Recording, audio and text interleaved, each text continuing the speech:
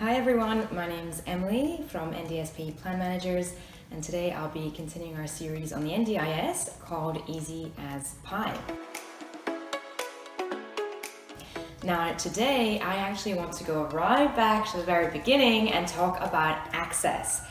Alright, so if you are sitting there thinking yourself or someone you know has a diagnosis that's impacting their life and you want to apply for NDIS funding. Now, I pretty much view this as, imagine yourself trying to write down a recipe to follow for someone you have never met before. Okay, so when you have your good old pie recipe in here, maybe you know all the little nuances and the ins and outs. Maybe you refer to things a certain way, like whack it in the oven and turn it hot. But the person reading your recipe doesn't know you, doesn't know the little, idiosyncrasies that you have and how you word things. So you need to be so explicit, super clear. Can't emphasize that enough. When you fill in an access request form, it doesn't help you to sugarcoat things or use metaphors or try to try to alter the facts. Just be super factual, be clear. So that's my first tip. All right, now, access request. So there is actually, if you've never even, if this is your first day of looking into access, you will need to go on and get an access request form. It's often abbreviated to ARF. So if anyone says that, it means the access request form to apply for the NDIS. You can literally type in to Google, what is an access request form NDIS, and it will bring you straight to the page, to the NDIS website. If you scroll down, there's a PDF you can download, which is super easy now. They used to, mail it to you in the post, and it used to take a long time. Now you can just download it. Even if you cannot complete a written one, so if you say want to request access over the phone through the 1-800 number, I think you should still look at the form because these are the questions you'll be asked. So I would still prepare using the form. Okay, this is what it looks like. Probably just looks like a blob of purple to you right now. But anyway, it says access request form at the top. All right, so there are very common pitfalls here. I'm gonna pretty much work through what the eligibility criteria is, and then I'm gonna take this from the position that you do actually meet the requirements, that your situation would reasonably meet requirements. So if at any point I say something and you're thinking, oh no, actually my condition isn't permanent, for example, then I would say don't apply for the NDIS, because unless you meet the requirements, it's going to be very clear cut, you're not going to get access.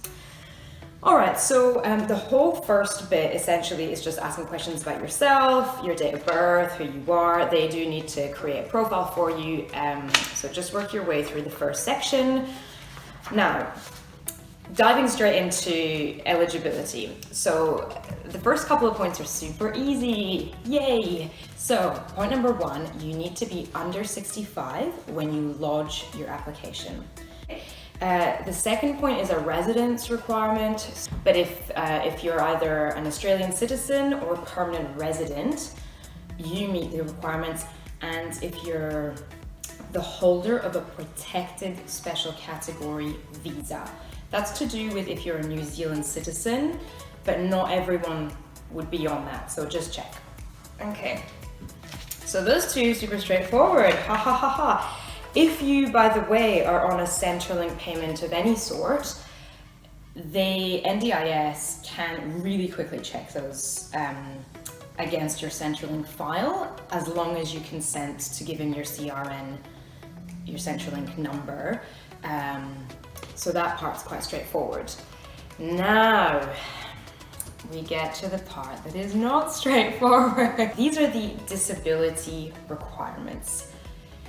There are more than one, and they are referred to as Section 24 of the National Disability Insurance Scheme Act 2013. Okay, Currently, the Act is being looked at, but for now, for today, which is, I don't know the date, but it's October 2021, I'm going off of the Act. Section 24 is what most people, if they get denied, that would be the reason, and it's all about disability. I'm just going to work through them. For that, I will actually point you though, let's say you've got the access request form. It would be helpful if you've got it on you whilst you're watching this video, then just follow along with me. Go to page 13, which says completed by the treating professional. Okay, this should be someone ideally that's known you for longer than 6 months. It should be a qualified, accredited treating practitioner who's familiar with your condition and more importantly, or as importantly, familiar with you living with your condition, okay? So get them to fill out page 13, that's just them telling you who they are. Then, evidence of disability, part B, and at the top you'll see it says the treating professional every time, so they fill this out. Now, section 24, 1A. Okay, that one's reasonably straightforward. It's just, do you have a disability? And what is the cause of the disability? Is it a neurological impairment? Is it a sensory impairment, cognitive, intellectual, physical, or psychosocial? Those are your options. So please, when you fill this out, write down your diagnosis and then what type of impairment it is. Now, that doesn't mean what your symptoms are. So for example, if you've got multiple sclerosis, you might have physical symptoms, but the source is neurological because it's a neurological condition. So that is 1A. Oh, God, that's a quite quick one to get through. Okay, so now 1B, which does trip people up. Is this impairment, this disability, is it permanent? So this is where there is often a clash between NDIS needing very clear black and white facts. Will you have this for the rest of your life? And then clashing with that is often the participants and the treating professionals' strengths-based model and their recovery model. So often you don't want to be saying, yes, you're going to have this for the rest of your life.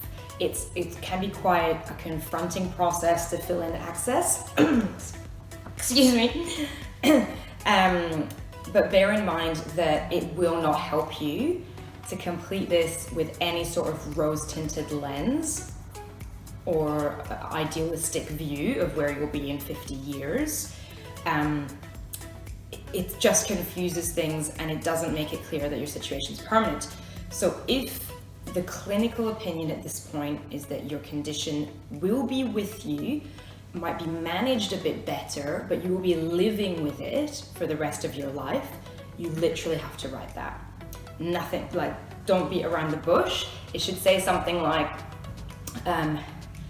Charlie has aggressively trialed all available treatments and these have unfortunately been unsuccessful.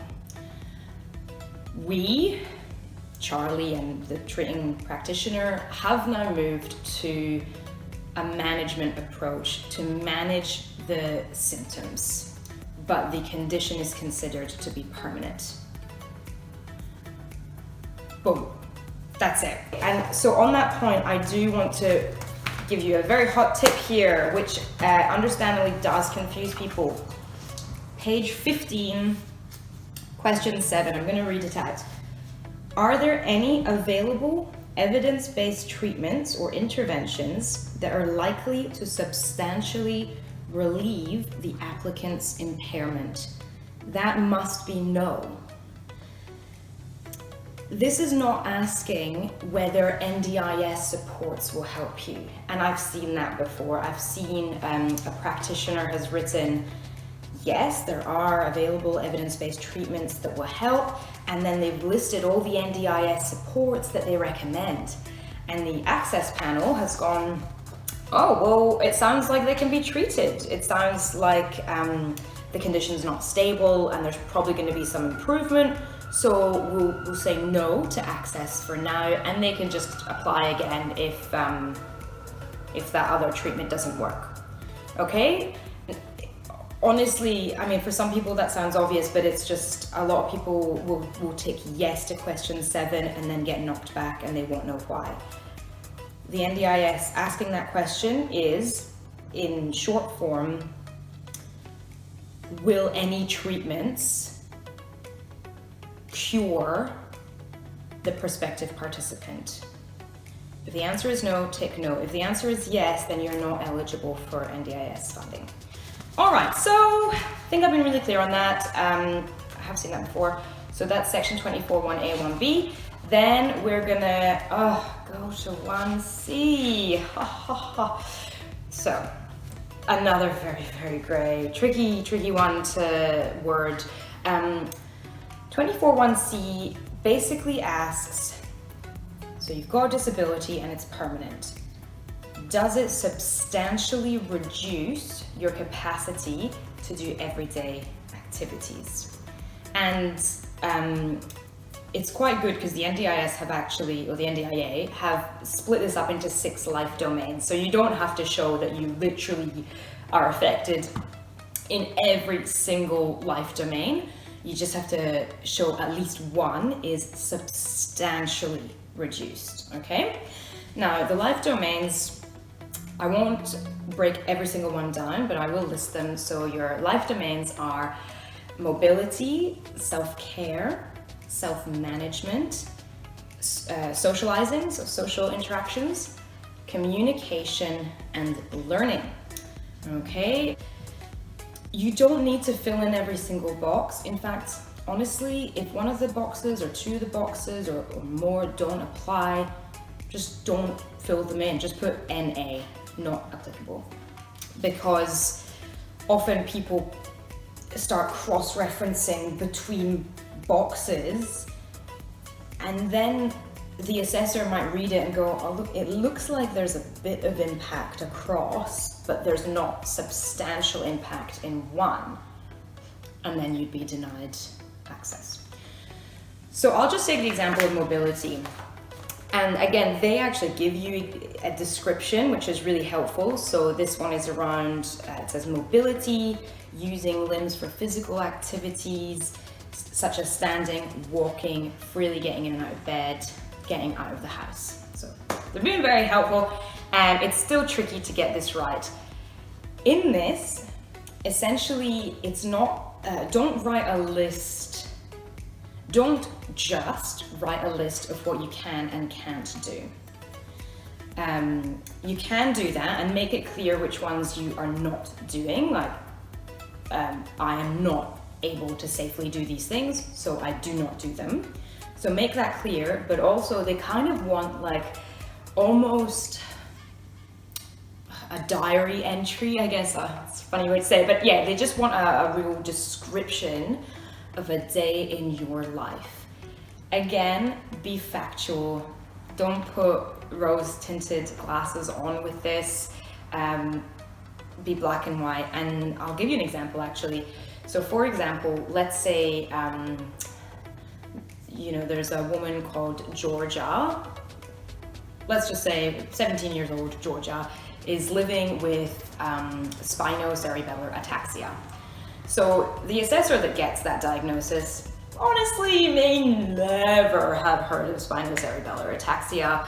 And so you've really got to explain what that is as a functional day-to-day snapshot. So it might be Georgia, on any given day, Georgia wakes up independently and then has to roll herself from the bed to the floor. She is unable to stand or walk due to her condition causing lack of muscle coordination and affecting motor control.